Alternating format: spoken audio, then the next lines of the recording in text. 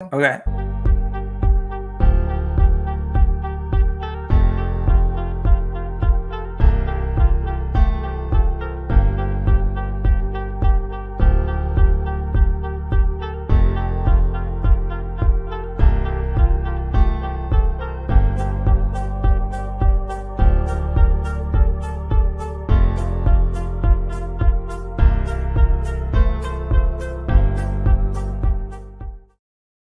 And we're live with narrator extraordinaire Joe Hempel, keeping me company. How's everybody doing? See, we've got 5 people so far. Art Blade's here. He's one of my moderators, so he'll hopefully keep everybody on track. For those of you who don't know, Joe has done what? I think almost 30 books for me. It's been a lot. It's been a lot. You've been with me.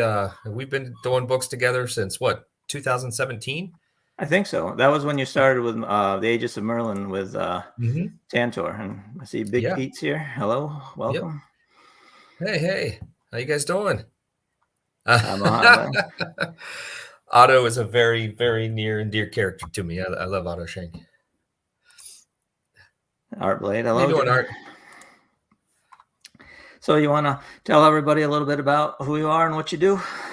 All right. Well, my name is Joe Hempel. I am a full-time audiobook narrator and producer, and I have been very lucky to have worked with James for, going on 5 years now, in all of his works, and it's been a real pleasure. His stories are absolutely amazing, and it's just such a joy to bring them to life. He's very kind too, in addition to being a great narrator. Thank you. Excuse the squeaks. I have 3 dogs that don't know how to get along sometimes, so they're behind a rather thin door. Steve Bopp says hello. Big Pete also. We all like Otto Schenk. Yeah. Otto's proven to be a very popular character, if a bit dark for some people. No, I loved that about it. I think on YouTube, he's up to almost 150,000 views, so that's quite a few people who have heard at least some of Otto's story. Yeah. Yeah. So, yeah. Did I see on Facebook you recently did your 450th audiobook? I did my I am really close between my name and my pseudonyms. I'm skirting the 500 mark now. Wow. So yeah, I usually am able to pump out about 6 or 7 titles a month, depending on my level of burnout. So I had some people asking, what's your process for making an audiobook once you get my manuscript? Once I get the manuscript, I will read through it and highlight some major characters. And then I will go into the booth and bring up all my software and everything. And then I will perform it. And at that time is when I'll play around with like different character voices and things like that. Like sometimes the character voices absolutely surprise me. Like in the, it was the series, the Divine Key trilogy. Blade and, or what was it? It was Raven and, who was the gentleman that's with her? Robert and Blade? Yeah. It came out, I don't know why it came out with some sort of weird, like, Australian accent. Australian. Almost, I remember asking you about it at the time. Yeah, his mannerisms and the way he spoke and his attitude, it just kind of came out like that. And usually I'll take a step back and be like, does that actually work? And then I'll look further into the text and be like, okay, that works. So, and sometimes I think it's good just to, mix it up a little, give it almost a broader cast of characters, so they don't all sound exactly the same. So once they start barking and stuff, I'll just mute the mic so that way it doesn't get through. Artblade says it's good to see a face to go with the voice. Yep. I was thinking the same thing. I don't think we've ever spoken face to face before like this. No, I don't think we have. I don't think we have. It's been nice. I've watched some of your YouTube things, so I kind of got to know you through the YouTube thing. But yeah, unless people go on to TikTok, they don't really see me. I go TikTok live sometimes to narrate. Oh, I haven't messed around with TikTok yet. Don't. I couldn't get too excited about a Chinese spy app. Is just basically what it is. Although you do see if your video hits right, it can really move some books sometimes. You know, you see. Oh, absolutely. Like Absolutely Barnes and Noble has the seen on TikTok table at their stores. Mm-hmm. Yeah, TikTok is it's big. There are people that, they've been booked and gotten work off of what they do on TikTok. So what were you saying? You made up a voice, and then what's the next step after you start recording? I just go with it. I just go with it. How do I? So Muhammad is asking, how do I keep it consistent and remember which voice to use for a character? Is once I record a line, I will save that clip, and then I will refer back to it. That way, if like a character shows up in book 2 or 3, but doesn't come back until 5 or 6, I'll have that voice reference to go back to. So that's how I try to keep it consistent. And also the character's voice grows as you perform the book. It starts out one way, but as the character goes through his changes, like, so the voice and attitude will change. Right. So, and it's not necessarily done purposefully, but as you become that character after spending, say, in a 5-book series. So like typically for you, like 5 or 6 hours a piece for these books, you're spending 65, 70 hours with these characters. Right. And so the more that character becomes you, or the more you become that character, the better it is. Right. So, and then you have a proof listener, I think you told me, somebody that listens to I assume they read along with the manuscript. Yeah, they'll read along with it and give me any changes. So, like for instance, when you get the book, you'll say, okay, here's like 4 or 5 things that need to be changed, 10 things that need to be changed. The proofer has already caught like 50 others. Right. So, yeah. And how long? It's always good to have a couple passes. Yeah. How long does it usually take them? I know it takes me usually, a couple of nights, because I can't listen to the whole thing in one go. Do they usually need a couple of days, or is that something that they just do? Usually needs a couple days. I send it to them right after I'm done, and there's a piece of software that they use called Positron that will help with that. Mm-hmm. And it's an AI. I can't really say it's AI. It's more like extrapolating the text from speech. So that will give them a report of here's what we found wrong. And then they'll give me a report of something else that they might find wrong. Right. It sounds a little like Pro Writing Aid that you can use, for a writer that checks for like overuse. It checks for overused words and, things like that. Oh, interesting. Okay. Yeah, I hadn't heard anything about that. Okay. Big Pete asks, are you hesitant to do female voices, particularly young or old? No. If the book is from a female perspective, like if it's first person, I won't narrate it because I can't possibly know what it's like to be female. Right. But I'm pretty confident in my female voices to where I don't feel like they're caricatures. I don't go into falsettos. I just kind of give them a little breath underneath it, or, I'll pitch it up a little bit, of course. But I'm not hesitant. You probably People, couldn't be in this line of work if you were too hesitant about any kind of.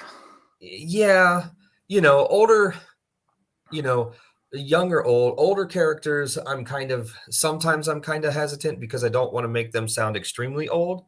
Right. But I'm at an age where, like if someone's 60 years old, like, do I age that? Because I know there was a time when I thought, I'm 44, so it's like I thought, 44 was kind of up there, and like, no, your voice is going to change, or 50, and I'm like, wait a Yeah. minute, she's 50? No, you know. That's So hilarious. You're 44. I turn yeah. 44 tomorrow. Tomorrow's my Oh, 44th birthday. fantastic. Happy birthday. Thank you.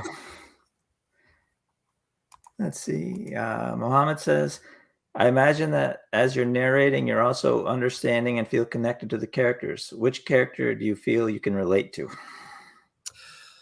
Oh, geez. So, definitely, I think, definitely Merlin, from, or not Merlin, Conroy? Conryu.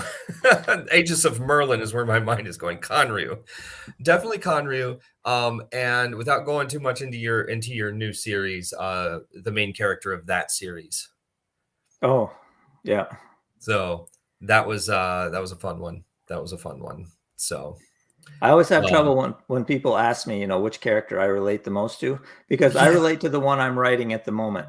And then once I'm done writing it, I relate to the character I'm writing next.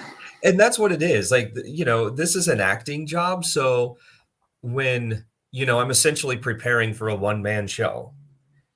So I Right. have to relate to all of that. Okay. Artblade says, is there a certain professional training required in order to become a voice actor? And what were your career steps?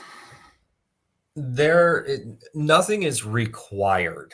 I did not come from an acting background unless you counted my work within professional wrestling. I was an engineer. I just had an extreme love of books and telling stories and making an emotional connection to people. And with audiobooks, you get to do that. So, is training required to start this profession? Absolutely not. In my opinion, some sort of training or learning is required to be and to continue to grow in this profession. I would not be the narrator that I am without coaches and peers and just all of this all these instructional devices out there that people create, or critically listening to audiobooks. That's one of the big things. If you don't have a coach yet or anything, critically listening to audiobooks and questioning why certain decisions were made will help you grow. So is it required to become a voice actor? No, I don't think it's required to become one, but in order to gain a foothold in the industry and to grow and to get better and better and maintain competitiveness, absolutely. It probably helps too that you have your voice has a very nice, tone. Even I appreciate that. just chatting with you, it has a very, very, nice, smooth, even tone. I think that probably having a naturally good voice probably helps, when you're getting started. That can help when you get started, but if you could have the nicest voice in the world, and if you can't tell a story, the reviewers will eat you alive. So a good friend of mine, he's one of the best narrators you're going to find around, Johnny Heller. He's one of my mentors, coaches, confidants. He has a very unique voice, but he can tell a story like none other. And his connection to the text and the way he's able to break it down is like nothing else. So it's not all about the voice, but the voice definitely helps. Yes, I always thought it would be cool, and I'll never in a million years be able to afford it, to have Richard Armitage do one of my books, just because I love his voice. Oh yeah. So yeah, he's got a wonderful voice. Muhammad says, I feel like you could audition for a part in some anime. Yeah. Yeah, I've thought about doing something like that, but they want I am very hesitant to lend my voice to anime or to get it out there, because they have a lot of the stuff is in LA. I think Crunchyroll, I don't know where they're based off of, but they don't do a lot of open audition stuff. I think they do it once a year. But I feel like I could do a small part, I think. Now, I heard you earlier mention wrestling. We can't let you get away without expanding on that. Yeah, so I worked for the developmental territory for the WCW and WWF at the time, before it's the WWE, I believe. It was like 2000 to 2010, right around there. And I did the video stuff, and produced their television show. And then I was trained and was also a referee. And so that's what I did. We learned how to sell. You learn how to sell things. You learn to talk on the mic. All of that. Right. I suppose that came in handy when you got into the narration stuff. Audiobooks. It did. So were you on TV refereeing matches? Is that something you did? No, it wasn't on. No, I never did anything on television. I was behind the camera for the televised stuff. I did this stuff for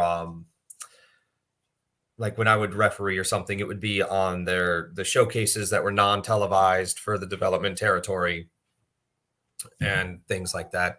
You can see me hold a camera on a couple of the WWE Network documentaries, because I was good friends with John Moxley and Nigel McGuinness, who were both in Cincinnati when I was doing that. Uh-huh. Well, when I was a teenager, I loved wrestling, so I've kind of grown out of it now, but that's cool that you did that.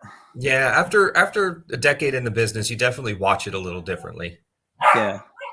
So. Big Pete says, the first few sentences of any audiobook sets the tone for me.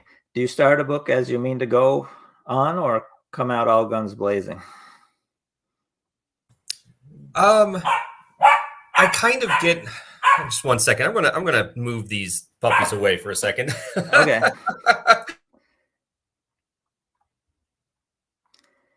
While Joe's doing that, I will thank everyone in the comments for the happy birthday wishes. I really appreciate that. I actually celebrated yesterday, went out to dinner with some family members, so that was pretty nice. Hope you guys are all doing good this Sunday.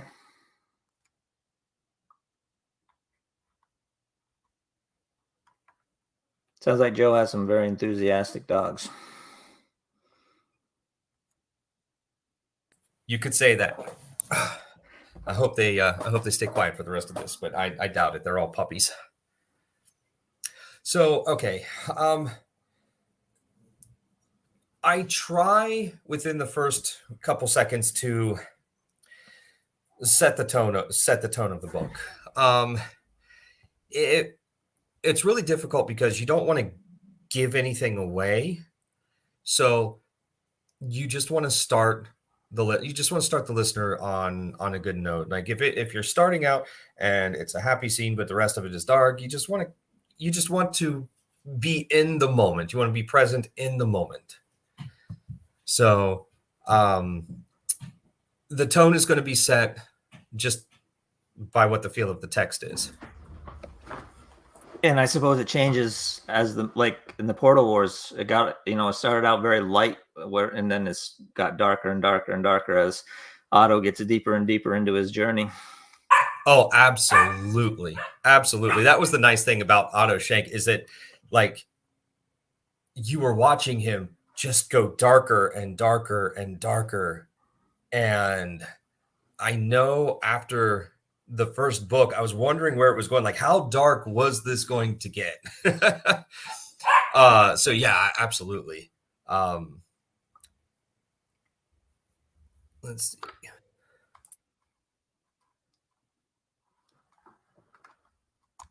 Yes, my birthday is tomorrow, Art. Yes. I don't really celebrate them anymore. Once you get past about 21, it's hardly worth celebrating. Yeah, certain milestones you celebrate. Yeah. Steve says he got a little wet with the last hurricane. I hope you didn't take any damage or anything. Oh, I didn't have the hurricane here. Nah, I'm in Houston.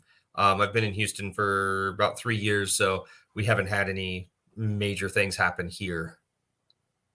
Had you not gotten there yet? Wasn't it Houston that got really dumped on one hurricane a few years ago? Yeah, there was Hurricane Harvey. Yeah. Yeah, absolutely. Yeah, Houston got pounded. That was 2 years before I got here. Yeah, it was 2 years.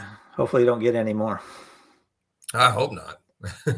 We're close enough. So, Mohammed Laving says, do you ever get emotionally invested when narrating the books, or do you zone out and it becomes a mechanical process for you? always emotionally invested.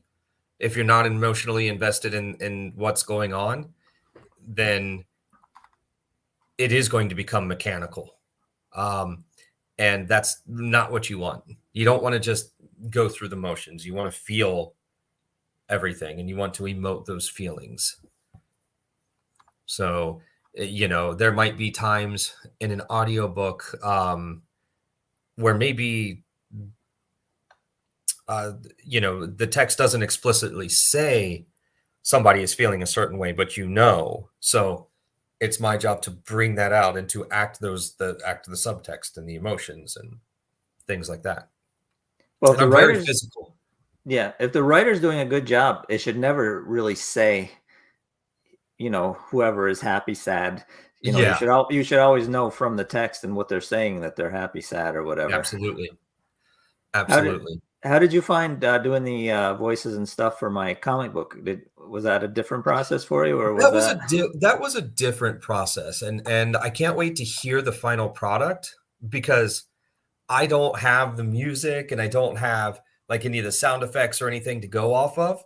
So I tried to be a little more over the top, and I tried to make them as alive as I could with just seeing what was on those panels. So I didn't, I of course read the comic book and made some notes, but I probably did like 3 or 4 takes sometimes of each line just to see what would be the best. I loved your take on Damien's father. You really got his attitude down. The way he was, pointing his finger at him and getting angry there, and at the beginning when he was messing up, I thought you really caught, his personality very well. Oh, fantastic! And chances are, I was in the booth pointing at the, at the screen because acting it out as you said it. Yeah, and that's generally that's a lot of what I do when I'm in the booth is I'm very physical. So I'm moving around, my head's moving, my hands are moving. Yeah, I've seen sometimes you'll see like a making of some of the animated stuff, like the DC animated, then you'll see the actors in the booths, doing their doing the motions. And especially, have you ever seen Mark Hamill when he's doing like the Joker and he twists his face all up like the Joker? And I love that. I have seen it. And just a quick pause. R.I.P. to Kevin Conroy. Yes, I was just going to mention that. He was only 60 something. He wasn't really 66. Yeah, I think he had cancer. So. Yeah. I just got done. A book was just released called "Welcome to San Diego." I had a part in that book. It was the oral history of the San Diego Comic Con, and I narrated Kevin Conroy's interviews, like his answers and stuff. Yeah, it was like him and a few Bruce Campbell. It was like him, Bruce Campbell, one of the founders, someone else. I mean, I only had about an hour, 10 minutes part within that book, but I did get to narrate Kevin Conroy stuff, and that was it. When I found out he had passed, I was like, oh, that hurt, because Batman, he is Batman to me. Yes, absolutely. Above all, better, Michael Keaton, Val Kilmer, George Clooney, they're just Ben Affleck. He is Batman to me. His voice, for sure, because I thought Batman the animated series was the best take, at least. Absolutely. And Absolutely. Mask of the Phantasm, I think, is probably the best Batman movie. I mean, live action or animated. Or animated. And I think I was when I was a kid, I was a big Star Wars fan. Still a big Star Wars fan. I don't know if you can, tattoos of Death Star and X-Wings and stuff. I was really tickled when Mark Hamill got his own credit title. It was like, and Mark Hamill as the Joker. Right. I was like, oh, that's fantastic. So let's see. Mohammed has another question. He says, does it get tiring when doing deeper voices, especially for demon characters? That can actually be really fatiguing, yes. I don't get tired of it, but it can be really fatiguing, because as it goes on, your voice gets tired. And so while it may start really deep down here, it will sometimes go up because you just can't do it. Do you ever take like a break, from if one character's voice is giving you a hard time, just jump ahead, or do you always do it in a linear, from word one to the end? I tend to try to just do it in a linear fashion. Like if I need to take a break, I'll just take a break. So that's what, sometimes it takes me a little bit longer to get some things done. So yeah. That's interesting, because that's not at all the way I write them. I jump around all the time when I'm writing. Yeah, it just keeps everything straight in my head. Like I know as actors and like the actors on screen and stuff, they may film something 3/4 of the way in and then go back and film the beginning. But that's not how my brain just doesn't work like that, I guess. Yeah, the book I just finished yesterday, I think I wrote 3/4 of it and then realized I need to add another character who's going to have a major part in book 2. So I went back and added 5 chapters. Oh, wow. just layered them in every 3 or 4 chapters to add. So how many words do you get done a day roughly when you are writing? I usually shoot for 6-7 pages, so around 1,500, 2,000 words, something like that. Oh wow, that's a good chunk. Nice. Yeah, not compared to some of my indie peers. I can tell you, I'm on the slower.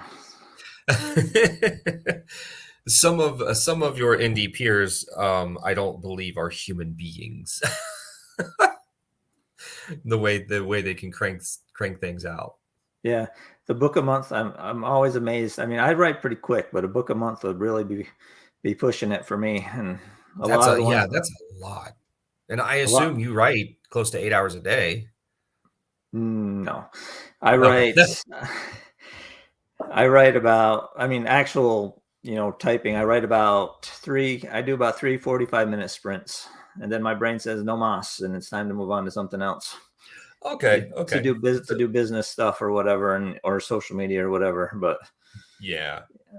So are you a plotter or a pantser? I'm a pantser. I can't follow an outline to save my life.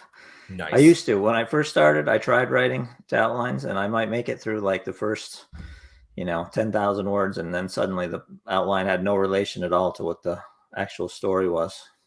So. Well, that took a direction it didn't. Yeah. Big Pete says, do you ever get burnout, or do you have a more 9-to-5 approach? I get burnt out like none other, especially recently, because I like the work that I do, and I tend to think there's more hours in the day than I can actually get done. And so I overbook myself.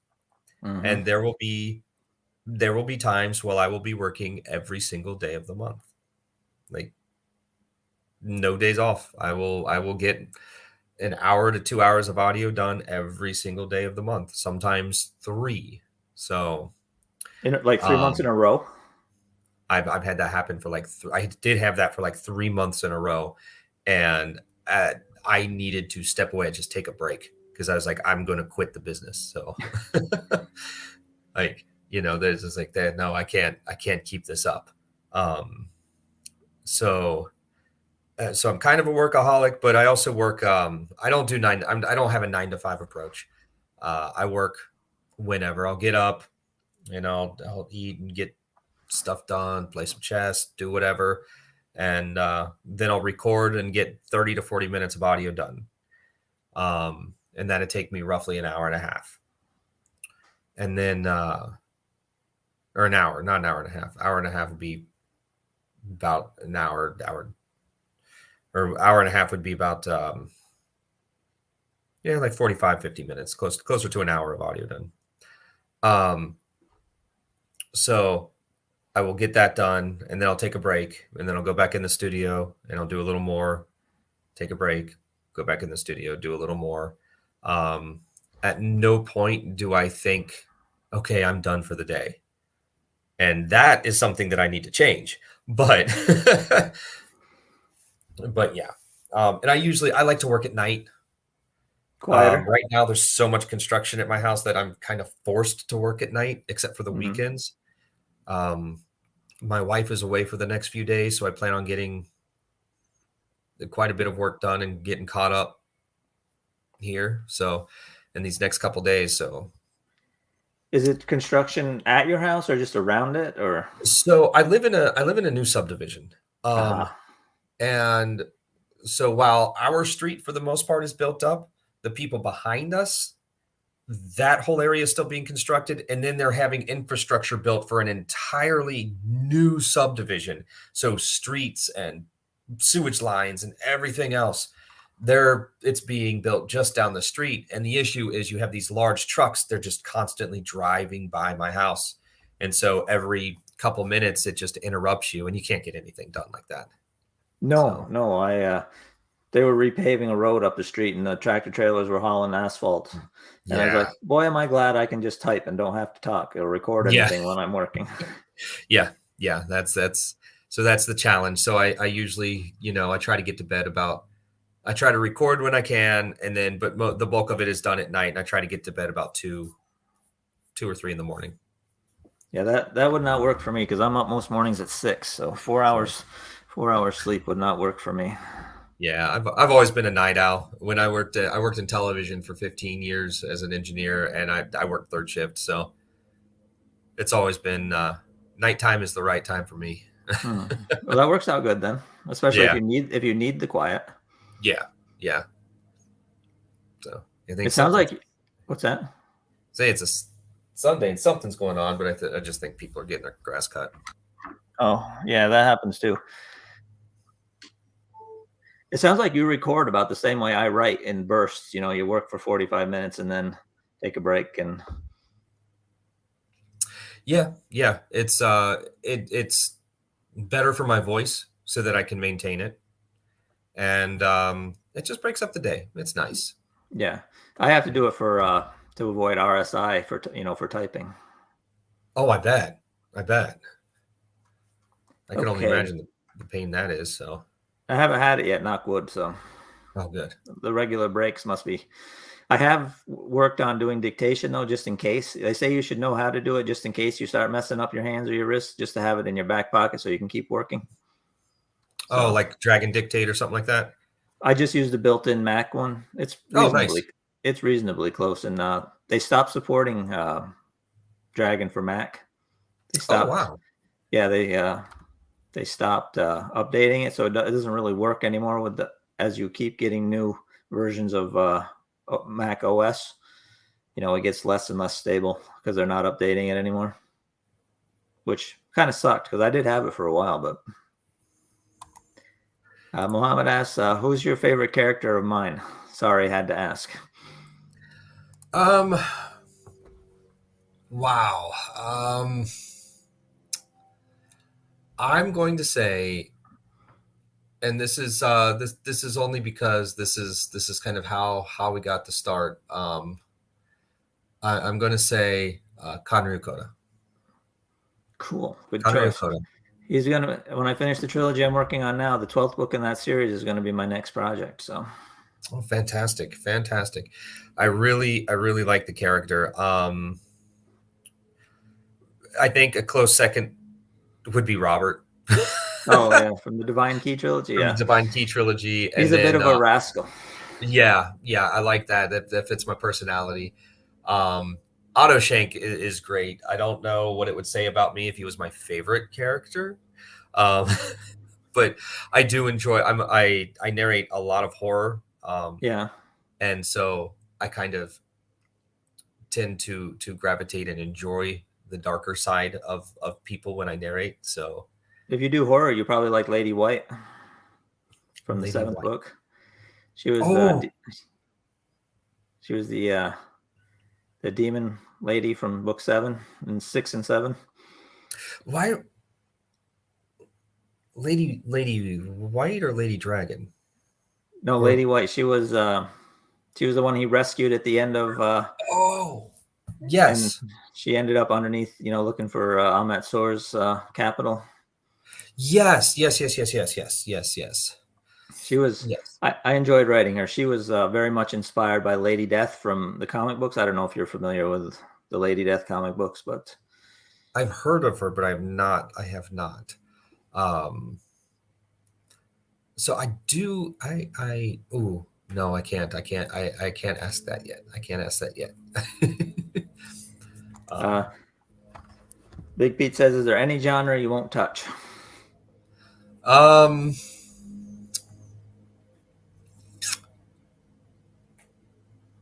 it's got to be something that I really have a visceral emotional revulsion of.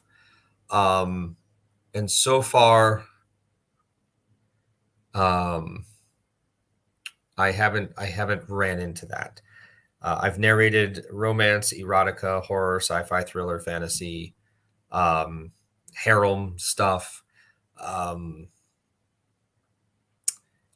So yeah, nonfiction, religious texts.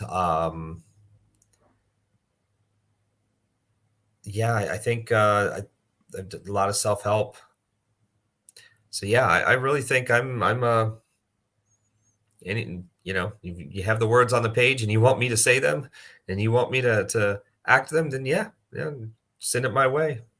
So I will sometimes. It's not necessarily a genre; it's subject matter that I won't touch. Um, for instance, if a writer is going to be writing a rape scene, and it doesn't advance the story, and it's just that that character does this, then there has to be a damn good reason. I won't touch that. I almost used a pseudonym here recently for a title because I thought it was a little glorified it a little too much. But I found out the author actually speaks on the subject, and she did it on purpose because she wanted to make people feel that terrible. Mm. And it worked because I was like, oh, this is not okay. This is not good. And I think, don't quote me on this, I think it was picked up to be turned into a TV series. Oh wow! So Sounds like one and I you might can, avoid. it's yeah, you can and it's a Apple only audiobook. Hmm. Yeah, Apple exclusive. I didn't even realize. I know ACX does exclusive. I didn't realize Apple did exclusive too. I had no idea either. ACX is a lot like Amazon in that they have some things. If you go exclusive, they'll let you do like setting up pre-orders or when setting up when you want to release that they won't let you do if you're wide. I didn't Yeah, realize. yeah. I didn't realize that. I just have to guess. I post 2 weeks early and pray that it comes out anywhere near the same time as Yeah. the ebook and the paperback. Yeah. Yeah. That's the thing. I know a lot of what people are doing is they're sending their books to be exclusive for 90 days and then making them go wide so they can get all those perks and then they take them wide. I think ACX requires at least 1 year. Not anymore. No, they changed it. They changed it. Yeah, they changed it. There's a big movement to get ACX to change a whole lot of things. I know returns is a big one. And the terms was a big one. That you can go wide after 90 days now. And then also, if somebody returns your book after 7 days, you don't get money taken out of your pocket for it. That was a big one on all the author forums, on Facebook. They're always talking about. I actually saw my number go down when I logged into ACX. I had, less sales today than I did the day before. That can't be a very good feeling. Yeah. Eddie East asked, just a curiosity here. For someone who has a normal workday, after a full day, I tried to get in a couple hours of writing before bed. Do you have any tips on how to focus in the available time? I suppose this one's for me. I'm not sure.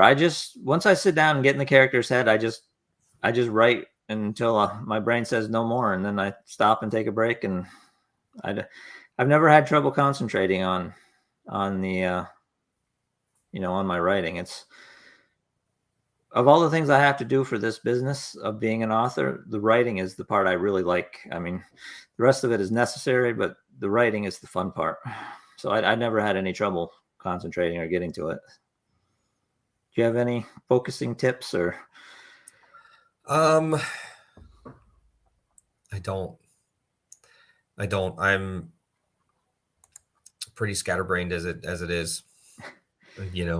Once I get into the booth and I close the door, then it's focused. It's focus time. I have tab blockers. I have, all kinds of stuff on that computer so that I physically can't do anything but narrate.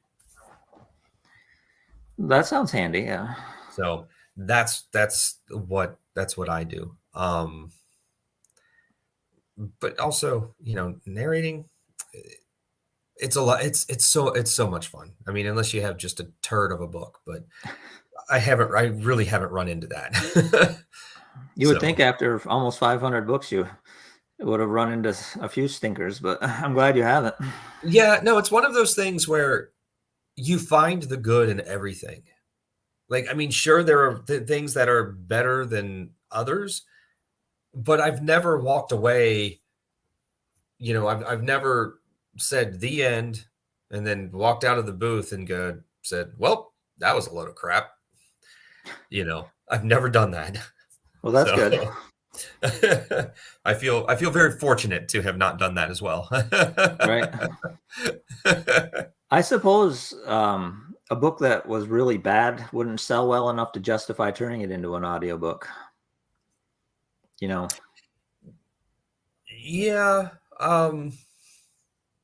There's a lot of things that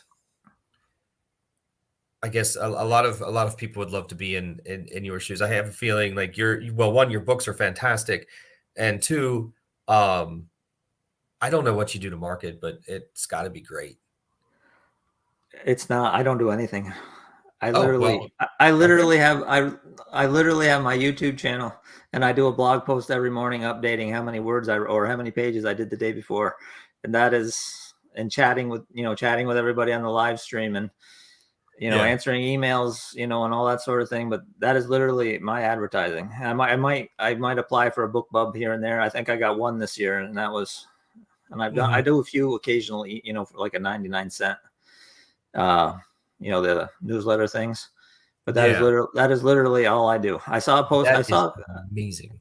I saw somewhere, they said 90% of people's, what you're going to read, your purchase decisions comes from being recommended by a friend or somebody you trust. And I'm like, I can't control that. I'm just going to write the best books I can and hope the people that read them recommend them to somebody. And they must be, because I'm not doing any other marketing other than trying to put. That's fantastic. That's fantastic. And you put out enough content that people want to read. And one of the nice things This is one of the, I was thinking about this as I was wrapping up the title last night. You have this grand, like broad scope of a world, but you don't get mired down into the details of how many folds are on the dress. And so you keep the story moving, and while giving us enough characterization to care about the characters. Right. A very famous author, and I'm sure I'll remember his name after the stream. He said, "I don't write the part people skip." And I thought that was the best writing advice I'd ever gotten. I think it was Elmore Leonard. He said, I don't write the parts people skip. So I try not to write the parts people skip. Yeah. And I think that's solid advice, because that's one of the things that I noticed when narrating your titles. For one, it's over before it starts for me, because and that's a good thing, because it means that I didn't notice the time go by in the booth. I was having so much fun with it. Right. So that I think is a testament to how you write. And I get kind of a hint of what I think they look like in my head and what you put on the page. And then to me, it can be anything. Like what the reader is at home will have the same kind of vague sense, but that person will be something totally different than what it is when I'm reading it. Right. Somebody that contacted me, she wanted to do a fan art piece of Anna Maria, and she was annoyed that there weren't enough details, in the story to do a proper illustration of her. And so I went back and forth with her on email like four or five times before she finally was satisfied that she had enough detail. Basically, I told her, I don't know if you saw the new version of Prince Valiant. It came out probably in the 90s. It was one of Katherine Heigl's first movies, when she still wasn't very well known. I think she was only like 25 in it. And her character in that was who I based Anna Maria on, her looks. Oh, wow. Okay. At least in my head. I could see that. See that. Wild Food asks how many pages I write on average. 6 or 7. I usually do between 1,500 and 2,000 words a day. And when I'm drafting, I write 7 days a week. And I try to write 350 days a year. I give myself the rest for sick days and things like that. Big Pete says, Joe, how difficult is the business to navigate once you've established your name? Is networking, etc., an issue? Yeah. Honestly, this is an industry that, one, everybody thinks they can do it. And so they'll go out and they'll buy a microphone and they'll be like, it can't be that hard. It's just reading a book out loud. That is not the case. There's a lot of work that goes into it. By all means, use that as a launching pad to figure out if you want to do this before you actually invest the real money. But, there's so many people that are trying to get into the industry and make their name, that you still have to do things to stand out. I still reach out to publishers. They get emails all the time from new narrators. Hey, how do I get on your roster? I want to do this. I want to do that. And there's only so many books to go around when it comes to big audiobook publishers. So, you always want to be networking. You always want to have your name out. I find the most important thing is to be authentic and to just talk to the people in the genres that you want to narrate. I'm known as the voice of horror because I do a lot of independent horror. There are a couple other people who do really well in the horror genre as well. but I guess, for me, I'm constantly in the groups. I'm talking to people. I'm making recommendations that are not what I've narrated. And so networking, I think, will always, especially in this industry where it's so personal, I think you need that human connection in order to really get ahead. So I'll never be able to, I don't think I'll ever be, I'll never sit back and rest and be like, well, now I'm Joe Hempel. I don't need to, you guys should come to me. No. Even though I've narrated close to 500 books, you guys don't owe me anything. So, you still need to do the best job you can. You still need to treat every book as if it's your first book. Yeah, I remember I just asked an author whose stuff I liked. I was like, "Who'd you get to do your audiobooks?" And he gave me your name, and then I looked it up online, and I emailed you, and that was pretty much. I can't remember his name. James something. He writes lit RPG. Oh man. He writes lit RPG? Yeah. I don't know. I haven't done a lot of lit RPG. Well, this was back, before you did the Impossible Wizard, so I can't even remember what his name was. I had no idea who to. I was like, well, who's an author I know, and then somebody said you should just email him and see who he uses. That's how I found some of my cover designers too. You see a cover you like, and you just ask, like, hey, who'd you hire to do that? And that's. That is amazing. I am going on a hunt because I feel like I need to remember who this is. I've only done a few lit RPGs. James. So, I know his first name was James. So that's all I can remember. And probably the only reason I can remember that is the same as mine. Yeah. Yeah, I know. Let's see. I know. Like there for the urban fantasy stuff was like Gary Jonas and things like that. But yeah, I'm trying to remember even the lit RPGs because I don't do many of those. I know J.A. Cipriano. I've done work for him. Maybe that was his first name maybe it was Jason. I think Jason Cipriano. Yeah, I bet it was Cipriano. Him. That sounds right. Yeah. Yeah, we started working together. Yeah, he reached out and asked if I wanted to do his series. They're not on Audible anymore, but it was like the and so yeah, we did a trilogy of his books. So yeah. When did I just happened to come across The Impossible Wizard? December 26th, 2017. Yeah, I remember because I started an ACX. It's still on there. I can't get it to go away off of my dashboard and I ended up, we canceled the contract and you ended up doing it through Tantor because they contacted me like 2 weeks after you and I started talking about doing it. Yeah, absolutely. Yeah, we were going to, we had it on the schedule. I think I was actually about ready to start recording it. And it was like just a few weeks away. And then sure enough, you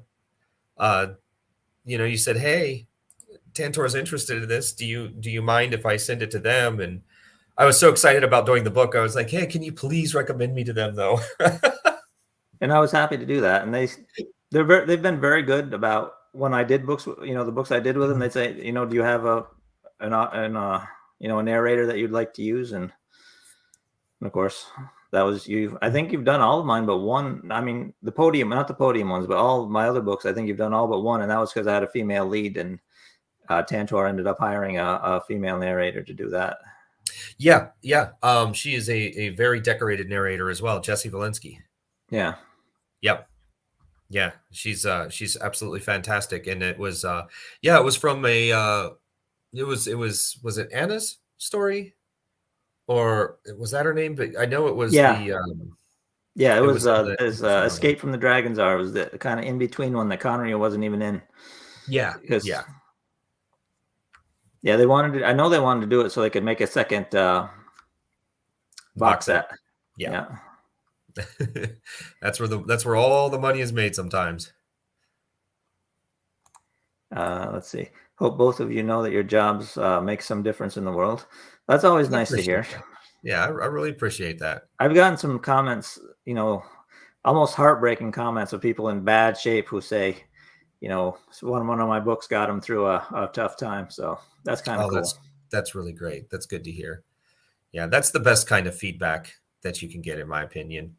We'll get a lot as narrators. We'll get a lot of comments and emails from people who have like ocular degeneration or something like that can no longer read.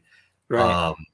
And that just, because of you and what you do, we're able to have these books. So, that sort of thing really means a lot. Mm-hmm. Pablo says, proportionally, how much time does it take to record the book compared to the time you spend for editing the recordings? I hire that out. I don't know. So I take roughly an hour and a half to an hour and 40 minutes to record the book. And I use punch and roll. So like if I make a mistake, I stop and I set the cursor back, hit record. It plays like 4 or 5 seconds, less than that usually. And then I just pick up where I left off. So it takes me about an hour and 40 minutes to record one finished hour. And then I ship all that off to somebody who will master it and all that stuff. So did you have to have him when I had the thing with when I was making the box set where one was stereo and one was a mono? Did you fix that yourself, or did he have? I fixed that myself. Okay. So there was a time I was using an editor who he made everything joint stereo, which is perfectly okay. But I had but usually it's mono because it's audiobooks. We're not creating an audio drama where things need to be in stereo. It's just a mono signal. So yeah, that one I didn't realize that it was stereo, and so I sent you a mono file, and then since it's joint stereo, all I have to do is convert it to stereo and resend it. So it's just a matter of save as stereo, done.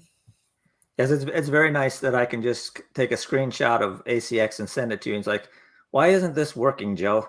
And I'll get an email back saying, this is why it's not working, and we can fix it. Yeah. That was one I was confused when he sent me that screenshot, and I'm like, everything looks right here. I don't know why. This, they're like, well, stereo. Oh, yep, that's it. Okay. So yeah, that's what I think I had to open something up. I think I had the thing that said it. It's like a tab you have to click to get the details. Yeah. When I sent it to you, it probably didn't show up on the spreadsheet that I downloaded. It was actually on the page itself. Maybe, but yeah, we got it squared away pretty quickly once he's like, that's exactly what it is. And the nice thing is, my degree is in audio engineering, so I can do that stuff, and it sounds good. Well, that's good. Big Pete says, I find alternative vocations like both of yours quite fascinating. Not just the start, but keeping the momentum going on a career like that. Yeah, it's actually, I think it gets a little bit easier as you get more content out, because it's easier for people to find. When I had only 3 books, it's a lot harder for somebody to find my 3 books drifting around Amazon than it is to find my 40 books drifting around Amazon. So it's just, yeah. I gotta say, for me, it can be, I'm now with my name out there and the amount of books that I've done and things like that. I still have to hustle to get books. I still have to hustle to fill my schedule. But that's part of me not that's part of me being proactive and not just letting somebody to not letting somebody just come to me. It's me being proactive and saying, hey, I have a hole in my schedule, or I have this. If you have anything that you'd like, let me know. I can fit it in, you know. Yeah. I have a hole in January that I'm trying to fill, and many publishers who, if you have a good reputation with them, if they have something, they'll be more than happy to help you out or send you the auditions or something like that, and be like, oh yeah, sure, we think you'd be great for this. Here's an audition. So Amanda Panda says, question for both of you. I am new to your work. I'm wondering how Fiction Friday works. Is it a complete story broken into segments, or is it written as the weeks go? It's a complete story broken into segments. Before I started posting whole audiobooks on YouTube, I broke them up and I added sound effects and music to the Squire. And I actually recorded The Lightning, which is one of the novellas I'm going to have you re-record. Oh, nice, nice. I did that one myself, a chapter a week, reading it and editing it. And yeah, I fully appreciate how hard being a narrator is after doing that. And I have no desire to do any more of them. It's so interesting because it's not an easy job. No, definitely. And people seem to think it's extremely easy. And if you just want to sit and you want to read a book out loud into a microphone, like if that's all you want to do, then I guess it could be a little easier, but that's doing the bare minimum. And really, if that's all you want to do, I can tell you AI is going to take that job here in the next 5 years. I think Google is doing it right now. So Google Narrate, yeah. I think it's called. Yeah. I know a lot of authors who can't afford, to hire a professional narrator are getting into that. And I have something to say about this. Royalty share is a thing that you can do. If you don't think your book will sell enough to hire a narrator at a professional rate, you can do royalty share and give an up-and-comer a shot. It costs you absolutely nothing to do. And I can almost guarantee you'll get a better performance and more care taken with your words. Like you've spent your heart and soul writing. Why would you let a machine strip the heart and soul away from it? Yeah, I don't know. I've seen some people talking about having different tiers of audiobooks where they will have a cheap, like $5 computer narrated one, and then they'll offer a deluxe human narrated one for like $15, and just have them $15 for an hour. No. For the audiobook, like on their own site, they'll have the. Oh yeah.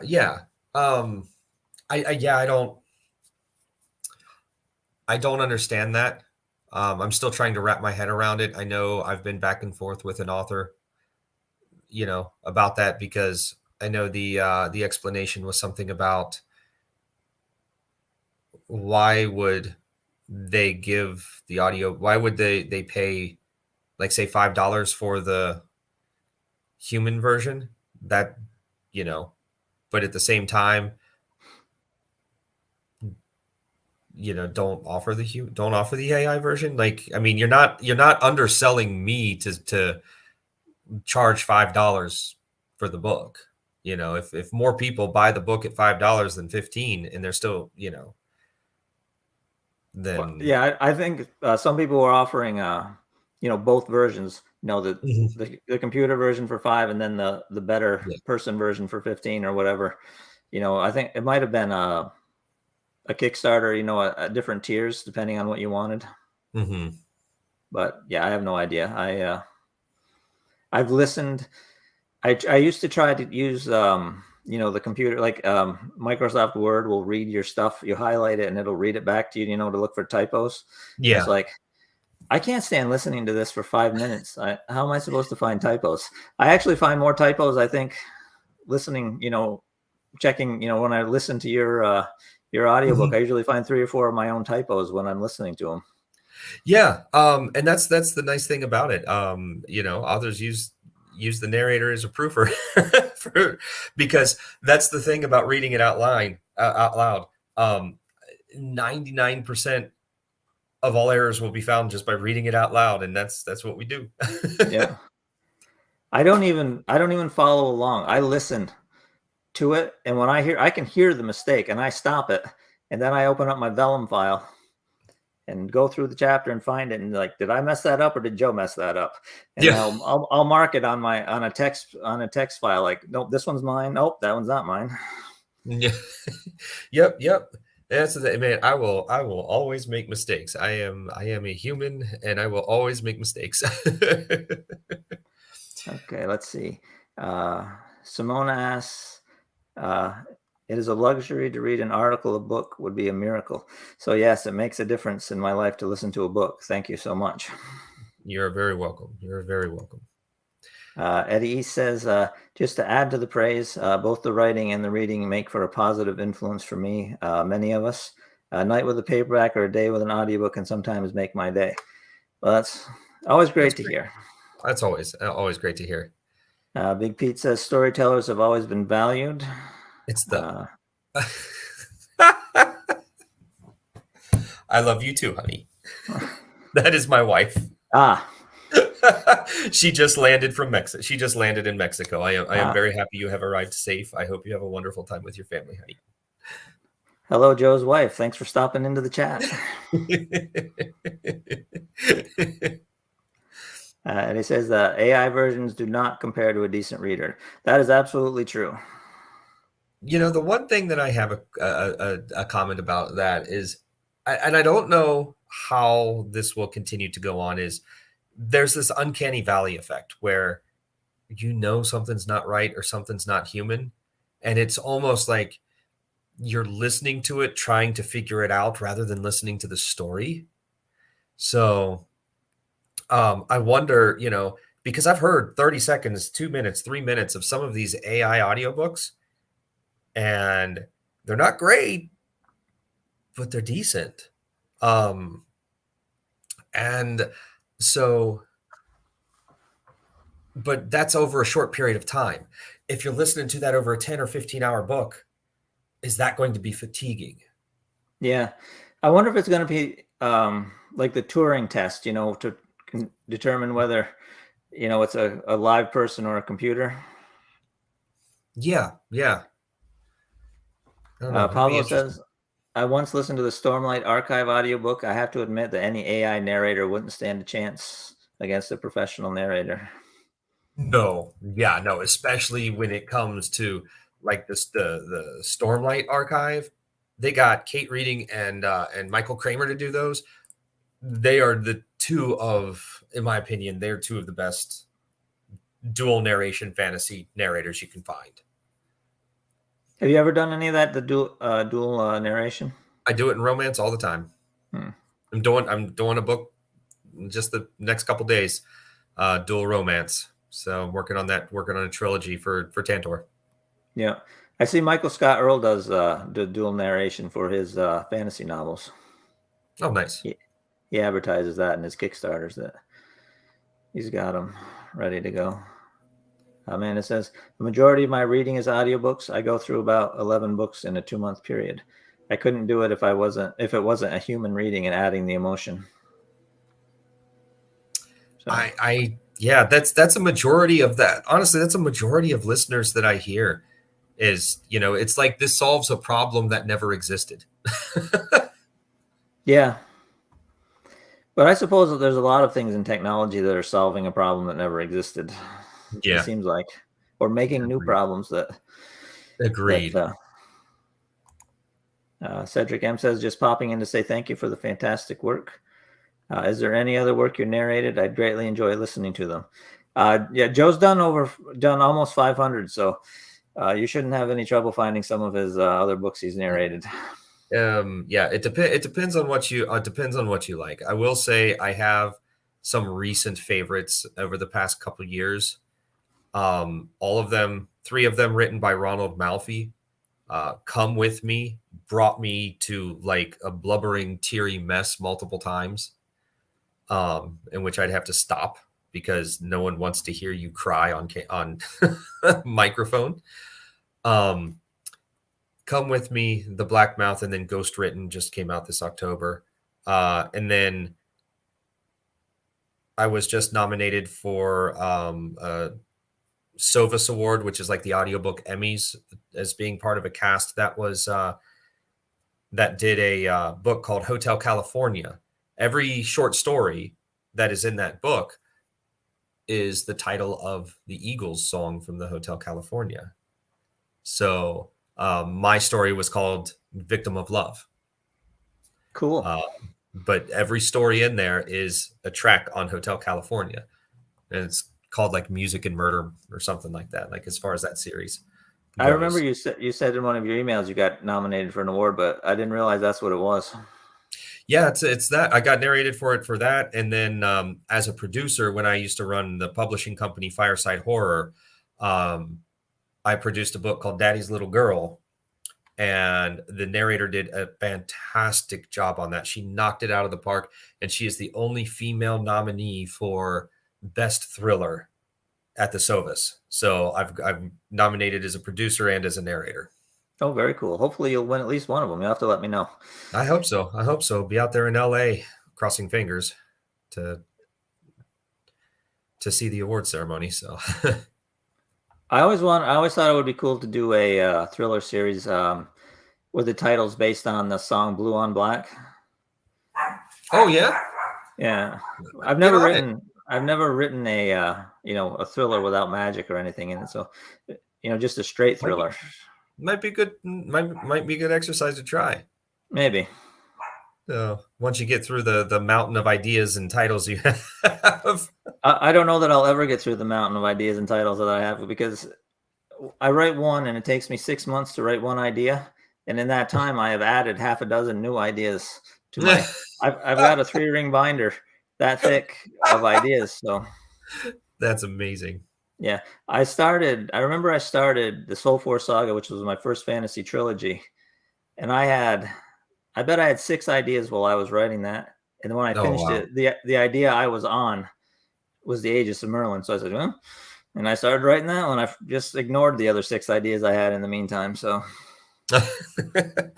well, Aegis of Merlin has definitely found a place. Yeah, that's been very popular. The Pale Princess just went live on all the stores in September, and it's proved to be, when you put a new one, like that's the 11th book. When it came out, it boosted all the other books in the series. So September and October were very, very good to me. Nice. So nice. Well, I see we've been at it for almost an hour and 15 minutes. So shall we? I don't see any more questions popping up. So shall we call it good? And yeah. That's fine. I appreciate everybody joining in. This was a good time. It's great to have you. It's nice to have someone to talk to, on the screen as well as talking to the people chatting. So anytime you want to pop in for a live stream, just let me know, and you're more than welcome. Fantastic. I'd love to. I'd love to come on again. So sure. Maybe in January when I launch my Kickstarter for the one you just did the audiobooks for. That would be that would be perfect. That'd be perfect. We can do a live reading or something. Give them a little taste. Yep. All right. So, I'll say goodbye. It was good seeing the face to go with the voice, and so long to everybody in the chat, and I'll see you next week. All right. So long, everybody. Thank you so much. Yep. See ya. See ya.